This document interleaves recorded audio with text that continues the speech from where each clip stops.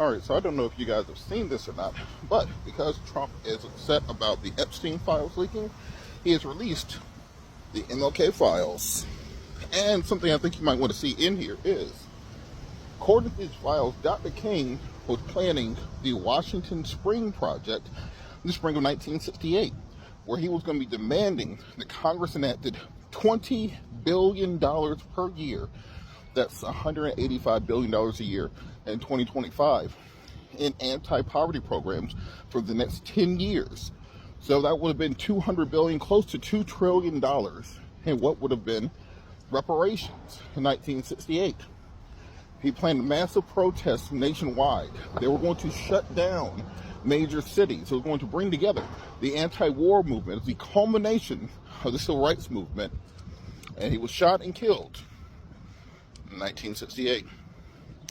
Getting the idea that the $20 billion a year in reparations might have had a bigger part in the story than what they told you in grade school. So the Trump administration has released the MLK files, Martin Luther King Jr. files. Wrong files. Wrong files. We didn't want those files. We want the Jeffrey Epstein files released. Releasing the MLK Jr. files against the family wishes, because they didn't want those files released, but you released them anyway to put up a big distraction from the Jeffrey Epstein files. You released the wrong files. Release the Jeffrey Epstein files. We all know what's in those MLK Jr. files. They've made numerous movies, documentaries about this stuff. But what we don't know is what is all in the Jeffrey Epstein files. You released the MLK Jr. files, wrong files. Release the Jeffrey Epstein files like you promised. So let me get this straight. Y'all asked for the Epstein files. Trump said, bet, here's 230,000 pages on MLK. Sir, be serious. Yes, the FBI files on Dr. King were locked up since 1977. And yes, many of us wanted them released. But the timing right now, it's giving, look, over there. We're in the middle of asking real questions about Epstein, okay, about abuse, about who was involved. And suddenly, Trump pulls out the dusty MLK files like it's a clearance sale at the National Archives. And don't get it twisted. Now, the FBI's surveillance of Dr. King was disgusting. Okay, the government harassed him, threatened him, and tried to destroy his legacy. But now, they're using that same history to run interference for the Epstein mess. That's not transparency. That's deflection wrapped in fake patriotism. Sir, you are not slick. We still want them Epstein files. All of them. How we know this Epstein thing is a cover-up is because we asked for the Epstein files, yet we got the MLK. Now, side note, the MLK files show that he was asking for $200 billion in reparations for African Americans. And they pew-pewed him. Anyway, now Congress is taking an early recess so they don't have to vote on whether to release the Epstein files or not. That makes me wonder, who assassinated Epstein? Because why are you hiding? Trump. So you're going to release MLK files and documents from 57 years ago, right? As soon as we're asking for the Epstein files? Like, it's almost like you're trying to, no, let's go this way. No, motherfucker, let the shit out. But you already know when the shit gets out, you're out. You're out of here. You know what I'm saying? But I just think that's so funny you're going to bring up Dr. Martin Luther King, blah, blah, blah. And that's not what we're asking for. We're asking for the Epstein files. With your name right at the top. Let us see. And I learned yesterday, I think it's really interesting that a woman is doing time for being in connection with this stuff. But the men that actually did the crimes are president? Another distraction is here with us as Trump releases the MLK files, but they won't release the Epstein files. Well, is it because it's on them? Let me know what you think in the comment section down below, as well as what would be your message to Magas in relation to them still having their thoughts on the Epstein file. Did y'all see what Martin Luther King's daughter said? Bernice King. So Dookie Booty want to release the Martin Luther King files instead of releasing the Epstein files. Just another distraction from the Orange Menace to deflect from him releasing the Epstein files. So this is what Bernice King posted. She said, now do the Epstein files. So even though their family asked them not to, they still released over 230,000 files on Martin Luther King. So let me get this straight. Dookie Booty and his Red Devils said, I got a great idea. Why don't we just start attacking their black leaders? And that'll get the heat off of Trump and the Epstein files. Let's go after Obama, try to trump up some charges on Obama. And next, if that doesn't get the reaction that we're looking for, then we'll go ahead and release the Martin Luther King files and see how they feel about that. They'll for sure forget about the Epstein files once we release the Martin Luther King files. Like, who in Trump's circle is coming up with this bullshit that they've been doing to try to distract us from the Epstein files and from the stupid ass rescission bill and all this other bullshit they got going on, immigration, the detention centers? Who is coming up with these ideas to try to distract us? Because you are fucking horrible at your job. You are horrible at y'all job. Y'all need to fucking get in contact with Olivia Pope and figure out something, because I don't know what the fuck y'all doing, but it's not working. Release the Epstein files. Trump releases the MLK files. Wow! Congratulations! We are being distracted once again. Guys, when are we going to wake up and smell the coffee? When are we going to understand that the Democrats and Republicans are playing games with us? When are we going to understand that they think that we are kids? They treat us like we are the dumbest motherfuckers on the planet. Like, y'all don't see this? Y'all don't see how they are distracting us from what's really going on? Come on, y'all. What do y'all think about that? Isn't it ironic that they're putting out the MLK files now? Because everybody's talking about Donald Trump and the Epstein files. Like, I don't care if you're Democrat or Republican. We all should be held to the same standards. If I can get in trouble for doing that Epstein shit list, then whoever is a part of it should be getting locked up. I don't understand why they're still covering this shit up and they keep distracting us with this fucking bullshit. In other distraction news, they released the 230,000 pages of the documents related to the unaliving of Dr. Martin Luther King Jr. And of course, Tulsi, I have never read a history book or actually researched a fact in my life. Gabbard claims that, there's no new information in regards to the surveillance that the U.S. had in, conjunction of this. Now, that could be true on one instance that, maybe there are the instances of them, doing their surveillance, and there isn't anything new in there that we all didn't know because we read history books and, we talked to people who were there and we listened to those who were there. But of course, this plays up how our school system, has consistently failed all of us, and especially when had us to believe that James Earl Ray did this. But anyways, as Dr. Bernice King has stated, that the files need to be viewed in their historical context, because her father was relentlessly targeted. And, and we all remember who was leading that campaign, none other than J. Edgar Hoover. But as much as we love Dr. Bernice King every time she shows up on this internet, because baby, she all gas and no brakes, because she does not play about her daddy's legacy, as she shouldn't. But she said, go ahead and do them Epstein files. That's what she said. Because why would you not? You're sitting here trying to detract and, deflect from all these other things or that what's going on, because you do not want someone to look into your own background. So you're thinking, hey, why not, release this? Because for what reason? The family didn't ask for this. Now, it is amazing that, they were able to view this with their attorneys and stuff beforehand, because we know how dirty this administration has played. However, again, we all know what happened. We all have read, the books. We all have, again, listened to the historical context of all these things from people who are absolutely present. Now, the family has long since known that, like I said, Ray didn't do this. And what is not being talked about enough is how he tried to withdraw his plea and was not able to do so. And that, her brother actually went and saw this man in prison. And even the incomparable John Lewis said he didn't feel Ray that was the one who did this. But I don't know if y'all remember in 1999 when Lloyd Jowers was the one who owned the bar, and which was on the lower level of the rooming house that Ray was staying in, was found liable in this situation.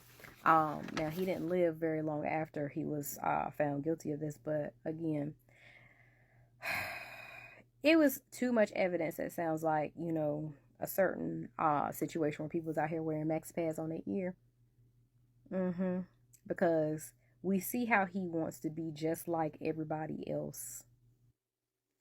And the thing is, on top of this, of course, they release anything that they could to disparage Dr. King and his family. Baby, we don't care nothing about what y'all consider salacious things. We don't care nothing about that. We got a whole ass felon in there who has done way worse. Until you can get out here and, effect change and, do better, no. Because at this point, none of us, again, are worried about what y'all are like, oh, he wasn't. No human is perfect, and we're not excusing any of it. However, it's not the main focal point. So I don't want anybody to get in these comments and be like, well, he was doing. I don't give a shit. Because I know what that man up there is doing. I know what all those other people are doing, as they have removed all of the people in the sex trafficking unit that will absolutely investigate these crimes and things against children. I know about that. I know about all these other documents of these people who are victims and what have you, and we're continuously suppressing them. I know about those. I don't give a damn what that man did in the 60s. I don't care.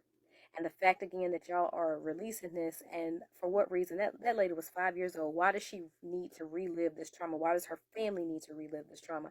And before y'all get in these comments and talk about, oh, well, she was 5, how does she even remember? Baby, I remember my first day of kindergarten. I was 4. It's absolutely possible. Some people do remember things from way back when. And as much trauma and stress and harassment and surveillance and all the things of them having to move differently and do all the things, you think that baby don't remember? She remembers. America's not a real place, and then, as you know, we don't care about education nor history. So, there's that. Fuck it. Hey, beautiful people. So I saw that 45 is releasing the MLK files, or has released it, or whatever the fuck, right? Against the family's wishes. We need to stop being surprised every time he does something to hurt families, because he don't really give a fuck about your family, my family, immigrant families, anybody's family. He don't care about his family. So, there's that. Also, at the beginning of the season of my true crime podcast, I have a little true crime podcast called I Swear to Drunk I'm Not God. I kind of got into the 1977 MLK report because, they kept talking about releasing this, and I had never read the MLK files, so I wanted to read them. So if you want to listen to my episode, the link is in my bio. I have a little true crime podcast where I just basically get fucked up and I talk about terrible things. It's not the deepest dive in the world, okay? This is 2 niggas talking while I'm having a cocktail. That is literally my podcast. So if you want to check it out, feel free. The link is there. I hope you enjoy it. With that being said, my next episode. So I have executives in town this week.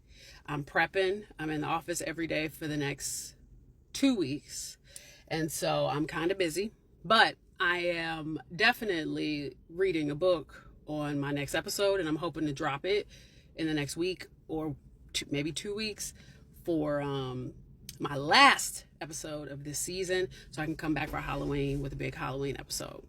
So yeah, I hope to have something really magical for Halloween, because I was very, very sluggish this season. What else? What else? I do want to say this. Back to the MLK thing really quickly. It's important to note that as everybody is like diving into the files, because I don't know how much people do this, because you know there will be some people who are just curious and they never really do this. Make sure that you always remember to stay within the historical context that these events occurred, because a lot of the time some people, and I know it's going to happen, people are going to hop on TikTok and they're going to be judging MLK, they're going to be judging the moment based on a 2025 lens. And as a person who looks at historical crime, because I've done episodes on it in the past, in previous seasons, I've done serial unalivers from the 1970s and the 1920s, 1930s, 40s, things like that. You have to literally time travel in your brain, and you have to think about these people as if it's 1930s, 40s, 50s, 60s, 70s. You cannot think of these things as if it's 2025. Now, you may even say something like, oh, that's crazy, that's wild, we will never do that now. That's one thing. But to judge someone based on the way things were in the 1960s,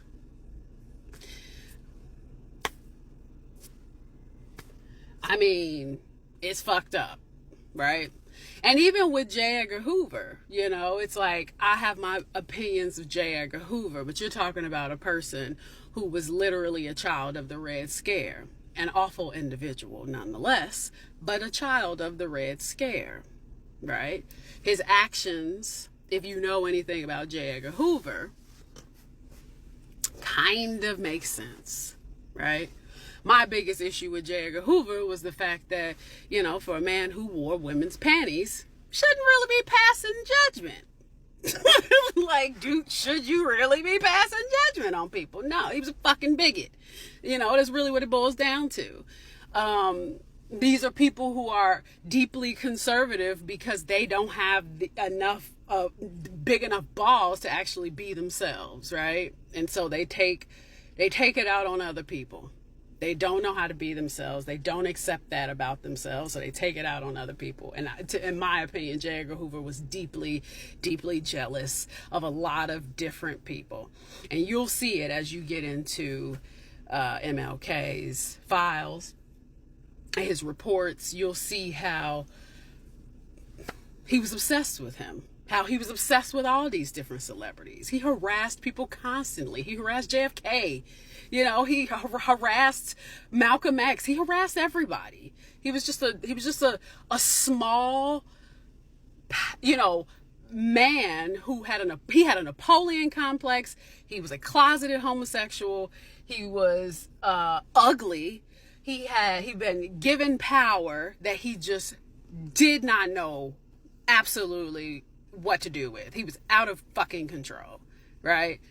And so I think that, like, it's sometimes when you read these documents, this is how you fall into these wormholes, because you gotta look at it within the world that this whole thing happened. You know what I mean? Like, you can't just look at it in pieces, because there's so many more layers to it. And it's the same thing with MLK.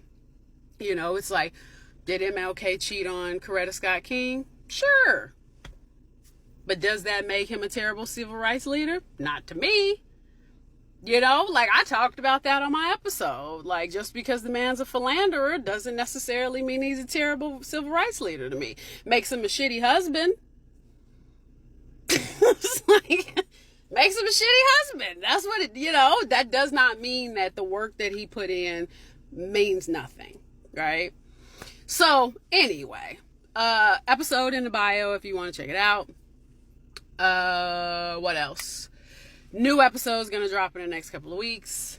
Old episodes are also in the bio if you want to go season 3, 2, and 1. When I used to do 20 episodes, I only did 10 episodes. And yeah, I guess I'll see you around. You know I'll be around to yell at this phone. Peace. We have breaking news right now. Mike Johnson, the Speaker of the House, decided to shut down the House of Representatives, send them all home early before Thursday so that Democrats could not put forth any more amendments to force Republicans to vote on the release of the Epstein files. When you see this today, don't freak out. What happened today was Speaker of the House Mike Johnson, basically, I assume, got an order from the White House, and he sent the House members home. There is always a recess that falls in August where they're supposed to be back at home working with their constituents, holding town halls, getting business done in their home states. So they're not coming back until September. But here's why you're not going to freak out. Because this is not going away. We can play the long game. That's fine. They just bought some more time. But we just need to not shut up about it. Because eventually, it's going to have to go on record. They're going to have to vote. And we're going to have to say who says yes and who says no to releasing the Epstein files. On a related note, let's talk about this release of thousands of MLK Jr. files. This is not a smart move by this administration / regime, mostly regime. Let me tell you why. They did this, I believe, strategically to try and take focus again as a distraction off of the Epstein files.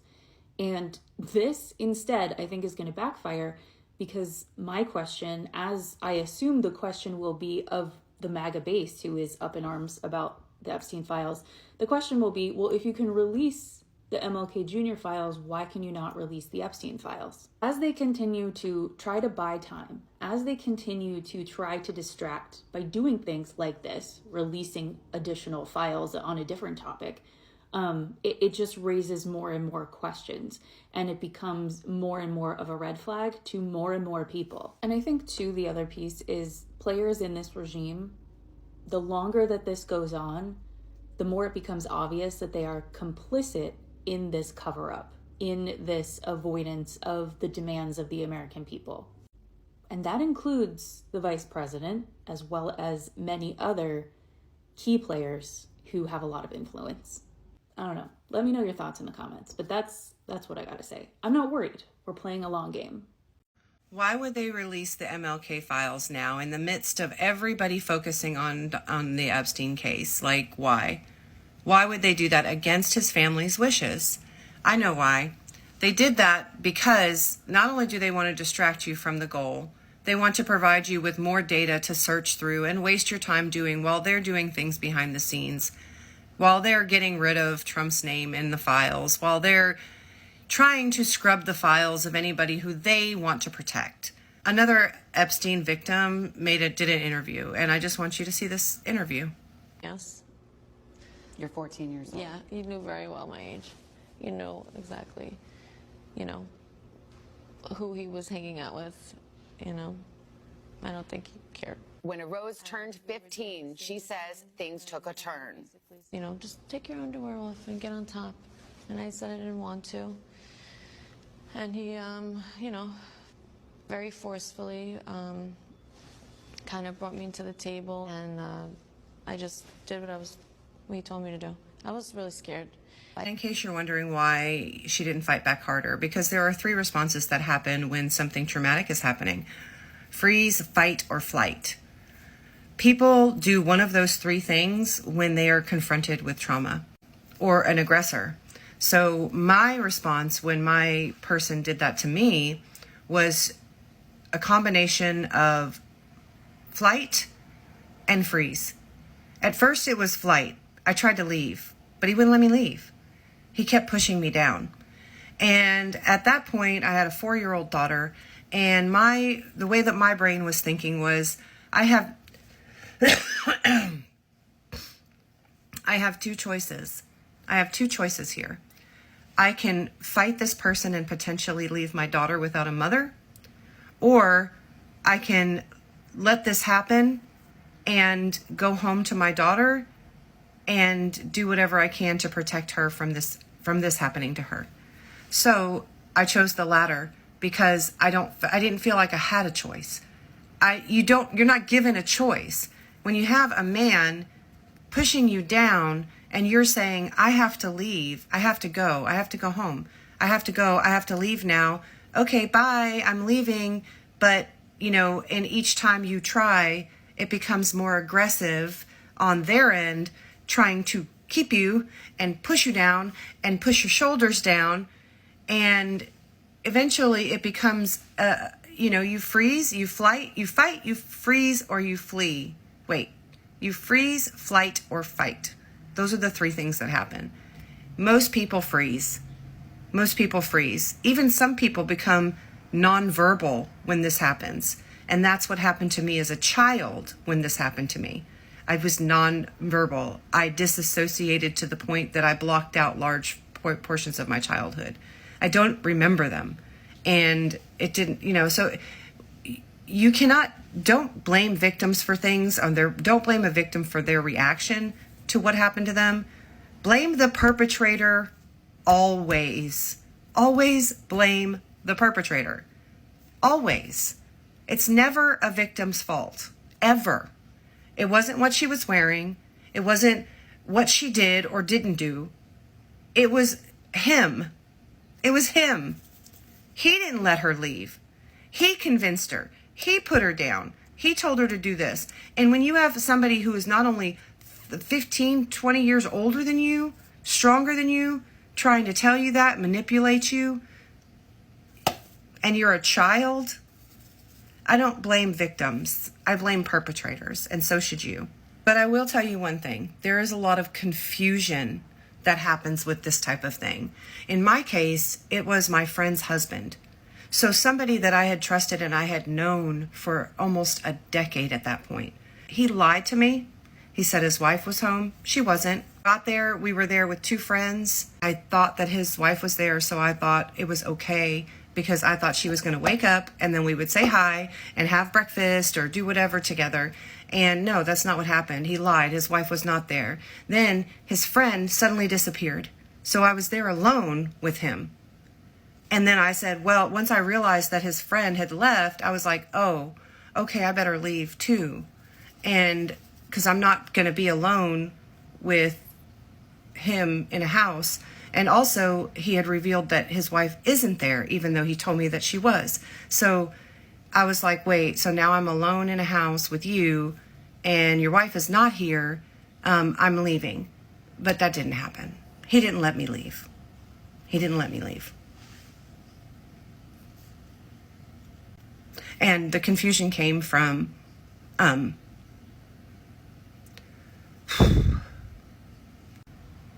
because you make the choice to freeze and not fight, there's a lot of confusion.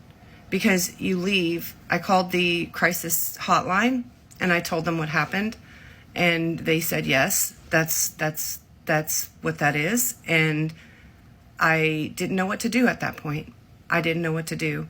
I didn't know if anybody would believe me. I didn't know what to do next. And then I called my sister-in-law, and my sister-in-law, I told her what happened. She said, why did you go over there? And I was like, because he said that my friend was there. And then she told me that he had done that to 6 of his wife's other friends. 6 of them. And there's also a fear factor. People like that are dangerous. And when you talk out, when you speak out, and when you say things like that out loud, it becomes dangerous to you, your children, your family, anybody that they can get their hands on. So I do not blame the victims for being scared of speaking out and talking about it, because it's a dangerous thing to do. It's a dangerous thing to do. And I know it's dangerous because just in the last 6 months, his son reached out to me, and his son started harassing me online. This happened over 20 years ago to me.